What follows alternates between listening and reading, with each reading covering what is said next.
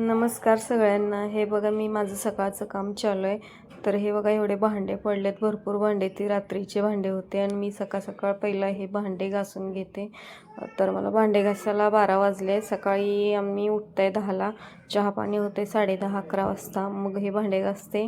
भांडे झाल्यानंतर मी आज रोट्या बनवले बरं का, कारण वस्ताद सुट्टी घेतली आज, त्यामुळं मग मी रोट्या बनवायला लागले आणि काही तंदूर आटा आहे म्हणून मी दाखवते तुम्हाला। हे असं मी रोट्याचे पेढे बनवते बरं का।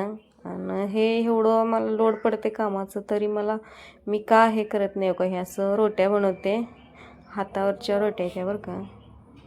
तर तंदूर म्हणते त्याला आणि रोटी पण म्हणते ती। तर ज्यांना माहिती नाही त्यांना मी सांगते, कारण मला पहिलं माहितीच नव्हतं की रोट्या म्हणतात काय, तंदूर म्हणतात काय। आपल्याला भाकरी चपात्या एवढंच माहिती आहे, दुसरं बाजरीच्या भाकरी, मकाच्या भाकरी, ह्या भाकरीबद्दल समजा माहिती आहे, पण ही हॉटेलमधल्या असल्या तंदूर रोट्यां हे काय मला माहिती नव्हतं।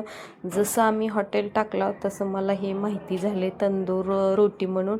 तर पहिलं आमचं चहाचं हॉटेल होतं, चहा, वडापाव, भजी एवढं करत होतो बरं का आम्ही।